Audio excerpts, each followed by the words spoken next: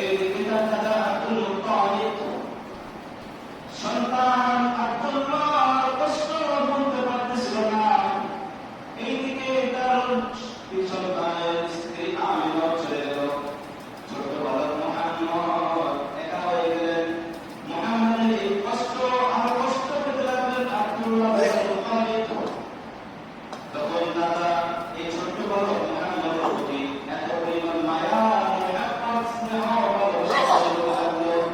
আল্লাহ রাব্বুল আলামিন আব্দুল মুত্তালিবের প্রতি এত মহব্বত, এই ছোট্ট বালকের প্রতি এত ভালোবাসা সৃষ্টি করে দিলেন যে আব্দুল মুত্তালিব বলতে লাগলেন, এই ছোট্ট মুহাম্মদের প্রতি আমার এত ভালোবাসা, এত স্নেহ আল্লাহ রাব্বুল আলামিন আমার অন্তরের মধ্যে দিয়ে দিলেন যে ইতিপূর্বে আমার অন্যান্য যে সন্তানরা ছিল তাদের প্রতিও এত পরিমাণ মহব্বত, ভালোবাসা আমার অন্তরের মধ্যে কখনো আসেনি।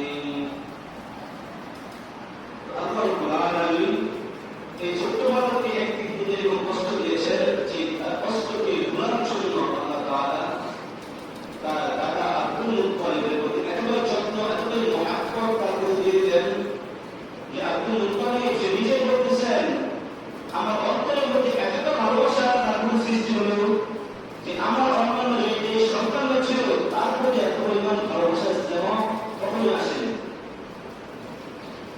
তো মক্কার মধ্যে কুরাইশ বংশ ছিল, খুব নামি দামি এবং দাপটের বংশ ছিল।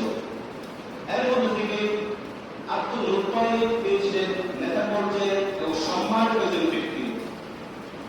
কাবা চত্বরের মধ্যে এই আব্দুল মুত্তালিবের জন্য আসন পাতা হতো এবং তার অন্যান্য যে সন্তানরা ছিলেন সেই আসনের চারপাশ দিয়ে তার সন্তানরা ছিলেন। তার আসনের মধ্যে কখনোই আরো সাহস হয়নি অন্য সন্তানদের মধ্যে এই মুত্তালিবের আসনের মধ্যে বসতেন। কিন্তু ছোট্ট বালক মুহাম্মদ এই সম্মান বিচারের মধ্যে গিয়ে প্রতিদিন বসে থাকতেন। এই দিক দিয়ে তার অন্যান্য যে চাচারা থাকতো, চাচারা তাকে সরে দিতে লাগলো।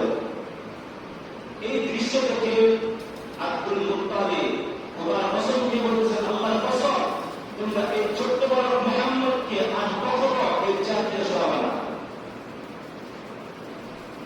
দাদা আব্দুল মুত্তালিব এতটা ভালোবাসতেন, এতটা মহব্বত করতেন, যখন তিনি কোনো বৈঠক ও সভার জন্য এই চেয়ারে বসতেন, ঠিক তার পাশে এই ছোট্ট বালক মুহাম্মদকে বসিয়ে রাখতেন। ছোট্ট বালকের এই কাহিনী আমার